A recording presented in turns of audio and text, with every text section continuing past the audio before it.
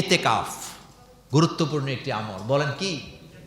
ইতিকাফের ব্যাপারে রাসূলুল্লাহ সাল্লাল্লাহু আলাইহি সাল্লাম বলেছেন, যারা ইতিকাফ করে, ইতিকাফ থেকে বের হওয়ার সময় আল্লাহ পাক তাদেরকে মায়ের পেট থেকে যেভাবে মাসুম হয়ে এসেছিলেন, আল্লাহ তাকে সেভাবে মাসুম করে এই মসজিদ থেকে বের করে। ইতিকাফ মানে কি? দুনিয়ার সংসার সব ছেড়ে দিয়া আপনি কোথায় বসবেন? মসজিদে। আকিফুনা ফিল মাসাজিদ, আল্লাহ পাক বলছে তোমরা ইতিকাফ করো মসজিদে। ইতিকাফ করার সময় আমাদের হাতে নাই। মা আয়েশা বলেন, রাসূলুল্লাহ সাল্লাল্লাহু আলাইহি সাল্লাম শেষ জীবনে ইতিকাফ ছাড়েন নাই। ইতিকাফ করলে আল্লাহর সাথে সম্পর্ক গড়া যায়। এখন ইতিকাফের ব্যাপারে দুই একটা কথা বলি। প্রথম কথা হলো, আগে যারা ইতিকাফ করতেন, আজ থেকে 20 বছর, 30 বছর, 40 বছর, 50 বছর আগে যারা ইতিকাফ করতেন, তারা মসজিদের ভিতরে ইতিকাফ করতেন, একটা মশারি লটকাইতেন এবং এটার ভিতরে তারা সব সময় থাকতেন। কোনো প্রয়োজন ছাড়া মসজিদ থেকে বের হইতেন না। কোরআন তেলাওয়াতে মগ্ন থাকতেন, জিকির আজকার করতেন, ইবাদত করতেন, আর প্রয়োজন ছাড়া তারা গোসলও করতেন না। সব সময় নিরিবিলি, কারো সাথে কথা বলতেন না, প্রয়োজন ছাড়া কারো সাথে কথা বলতেন না। আর বর্তমান আধুনিক যুগে অনেকে ইতিকাফে বসে, ইতিকাফে বসার সময় খবরের পত্রিকা নিয়ে যায়, এরপরে মোবাইল নিয়ে যায়, চার্জার নিয়ে যায়। কথা কর না কেন? এই কথাগুলো সত্য নেই? গত বছর আমি এক মসজিদে ইফতার মাহফিলে দাওয়াতে গেছি, যাইয়া দিয়ে ইতিকাফে যারা বসছে সবার কাছে অ্যান্ড্রয়েড সেট সবকিছু আছে। এক জায়গায় দেখলাম বড় একটা কি বলে চার্জারে লাগায় রাখছে। জিজ্ঞেস করলাম এটা কেন? আমরা 10-12 জন বইছি তো, সবারই তো মোবাইল চার্জ দেওয়া লাগে। তাহলে ইতিকাফের মানে অবস্থা কি বদলাই গেছে। ইতিকাফে বসে ফেসবুক চালায়, ইতিকাফে বসে ফেসবুক চালায়, ইউটিউব দেখে সাউন্ড কমায়া। আচ্ছা, এটাকে ইতিকাফ হইল না আল্লাহর সাথে তামসা হইল? ইতিকাফের মানে হলো প্রয়োজন ছাড়া আপনি মসজিদ থেকে বের হতে পারবেন না। ইতিকাফের মানে হলো প্রয়োজন ছাড়া আপনি গোসল করার কোনো দরকার নাই। ইতিকাফের মানে হলো আপনি এটা ছেড়ে বাড়িতে যেতে পারবেন না। আপনার যারা খাবার নিয়ে আসবে প্রয়োজন ছাড়া আপনি কথা বলতে পারবেন না। অথচ কথা চলে, খবর চলে, নিউজ চলে, ফেসবুক চলে, ইনস্টাগ্রাম চলে, সব চলতেছে। আবার ফেসবুকে বুয়া বুয়া কি বলে পোস্ট দেয়, ইতিকাফে আছে দোয়া করেন,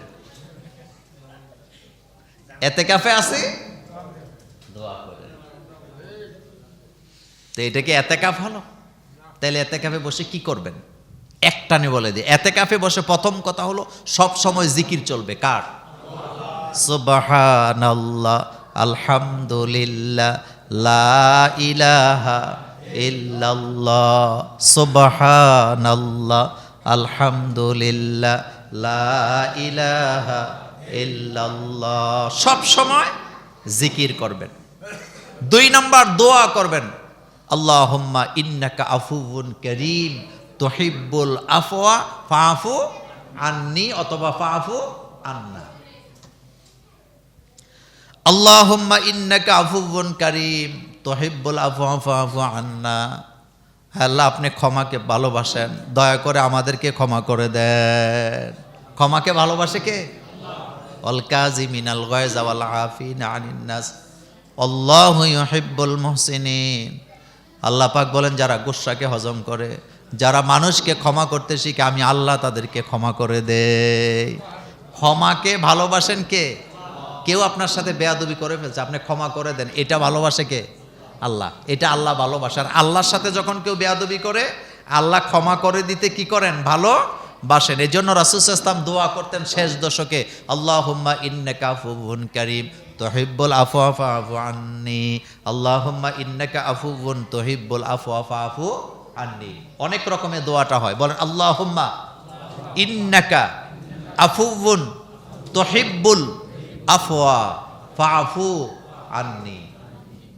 দোয়া করবেন, সব সময় পড়তে থাকবেন, শেষ দশকে মিস দিবেন না। যখনই মনে হবে তখনই পড়বেন, যখনই অপশন পাবেন তখন পড়বেন। ইতিকাফে বসে আরেকটা কাজ করবেন, সেটা হলো কোরআনের তেলাওয়াত করবেন। কোরআনের তেলাওয়াত, আফজালুজ যিকরি তেলাওয়াতিল কোরআনের তেলাওয়াত হলো শ্রেষ্ঠ জিকির, বেশি বেশি করে। এরপরে বেশি বেশি করে দুরূদ পড়বেন। যে ব্যক্তি বেশি বেশি দুরূদ পড়বে, মৃত্যুর আগে রাসূলুল্লাহ সাল্লাল্লাহু আলাইহি ওয়াসাল্লামকে সে স্বপ্নে দেখবে। আর রাসূলুল্লাহকে যে স্বপ্নে দেখবে সে বিনা হিসাবে জান্নাতে যাবে। কারণ রাসূলকে যে স্বপ্ন দেখলো সে রাসূলকেই দেখলো। শয়তান রাসূল সাল্লাল্লাহু আলাইহি ওয়াসাল্লামের বেশভূষা ধারণ করতে পারে না। রাসূলকে যে স্বপ্নে দেখবে সে রাসূলকেই দেখলো, রাসূল তাকে সুপারিশ করে জান্নাতে নিয়ে যাবে। এরপরে ইখলাস, সূরাতুল ইখলাস বেশি বেশি করে পড়বেন যারা ইতিকাফ করবেন। সূরাতুল ইখলাস প্রতিদিন 200 বার করে পড়বেন কমপক্ষে। দুরূদ প্রতিদিন 200 বার করে পড়বেন। সূরাতুল ফাতিহা বেশি বেশি করে পড়বেন। কোরআন তেলাওয়াত করবেন, অর্থাৎ জিকির আজকারে এই 10 দিন কাটাবেন। অন্য কোনো কাজকর্ম নাই। খাবার যারা দিতে আসবে তাদের সাথে প্রয়োজনীয় কথা, যেমন খাবার যা দরকার দিছে, আর তো কথা বলার দরকার নেই। কিন্তু না, আসার পরে জিজ্ঞাইতেছে, কিরে কি অবস্থা, নাতিনটা ভালো আছে নি, নাতিটা ভালো আছে নি, অমুকরে কাপড় দিছে নি, অমুকের খোঁজখবর লইছে নি। এগুলো অভ্যাস আসেনি আমাদের। দরকারটা কি? আপনি মরে গেলে আপনার খোঁজ নিবনি কেউ? এতেকাফে বসছেন মানে দুনিয়া সব ত্যাগ করছেন। এখন আপনি কারে নিয়ে থাকবেন? আল্লাহ আল্লাহ রাসূলকে নিয়ে থাকবেন। বাড়ি ঘরের খোঁজখবর নেয়, অমুকরে কাপড় পাঠাইছেনি, অমুকের বাড়িতে ইফতার দিছেনি, অমুকরে এটা করছেন, তো এটি আপনার দরকার আসেনি। যা ইচ্ছা তা হোক, আপনি আছেন কাকে নিয়ে? আল্লাহকে নিয়ে। এতেকাফের ব্যাপারে এই কথা শেষ।